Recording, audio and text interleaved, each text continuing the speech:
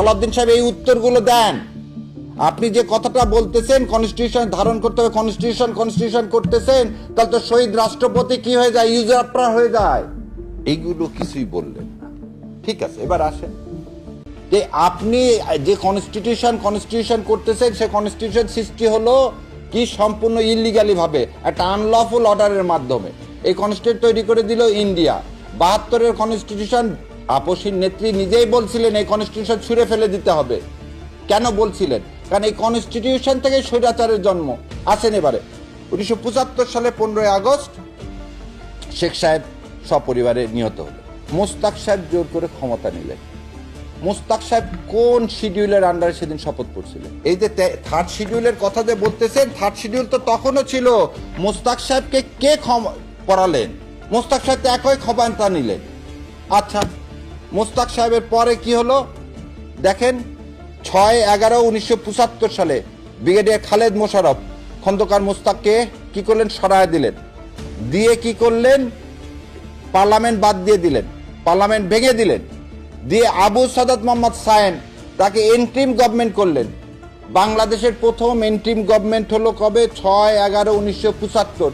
সে এন্ট্রিম গভর্নমেন্টের শপথ কোথায় এখানে আছে? এই থার্ড শিডিউলে সায়েম সাহেব যে শপথটা নিলেন সেটা কোথায় আছে? আচ্ছা, গেল সায়েম সাহেবের শপথ নাই।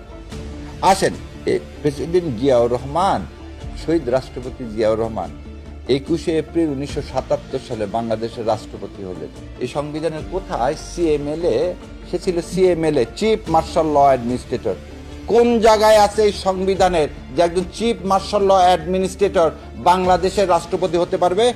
কোন প্যারাগ্রাফে আছে যে তিনি এই শপথ নিতে পারবে? সালাউদ্দিন সাহেব এই উত্তরগুলো দেন। আপনি যে কথাটা বলতেছেন কনস্টিটিউশন ধারণ করতে হবে, কনস্টিটিউশন করতেছেন, তাহলে তো শহীদ রাষ্ট্রপতি কি হয়ে যায়, ইউজারপ্রার হয়ে যায়। শহীদ রাষ্ট্রপতি তাহলে অবৈধ দখলদার হয়ে যায়।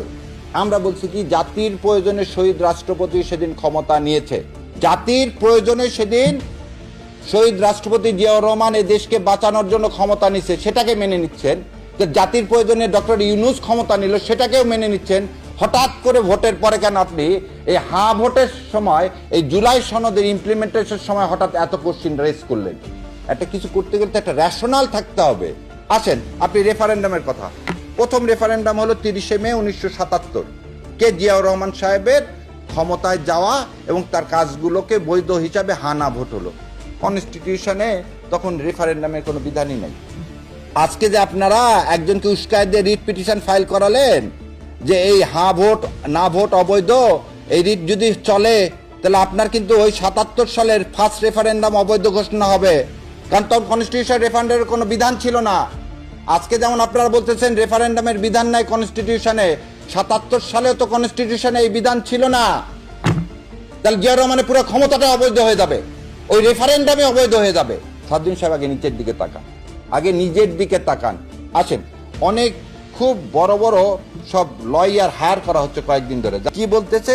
এই কি জুলাই সনদ অবৈধ, কি হচ্ছে এই গণভোট অবৈধ, অর্ডিন্যান্স এই মানে এই রাষ্ট্রপতি যে অর্ডার দিচ্ছেন সেই অর্ডার দেওয়ার তার ক্ষমতা নাই।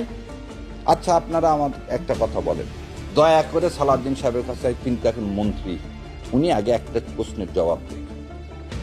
8 আগস্ট 2024 রাষ্ট্রপতির কাছে শপথ নিয়েছেন। কে শপথ নিয়েছেন? ডক্টর মোহাম্মদ ইউনূস।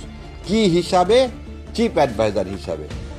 সেই চিফ অ্যাডভাইজার হিসাবে যে উনি শপথ নিলেন, এই থার্ড শিডিউলে কি চিফ অ্যাডভাইজারের কোনো কিছু চলেন? থার্ডে দেখেন তফসিলে কি কি আছে? রাষ্ট্রপতির আছে, প্রধানমন্ত্রীর আছে, স্পিকারের আছে, ডিপটি স্পিকারের আছে, সংসদ সদস্যর আছে, প্রধান নির্বাচন কমিশনারের আছে, মহা হিসাব রক্ষকের আছে। কোথায় ভাই চিফ অ্যাডভাইজার? তো পাইলাম না। তাহলে তো চিফ অ্যাডভাইজারের যদি সেদিন শপথটা যদি হয়, শপথটাই যদি রাষ্ট্রপতির কাছে নিলেন শপথ, সেই শপথটা সংবিধান ভায়োলেট করে নিলেন, তাহলে আপনার এই ইলেকশনে তো ইলিগাল। আপনি কিভাবে আজকে ক্ষমতা দখল করলেন? আজকে যে মন্ত্রী পরিষদ করলেন, আপনি ইলেকশন করলেন, সব তো অবৈধ। আপনার এই ক্ষমতা আসাও তো অবৈধ।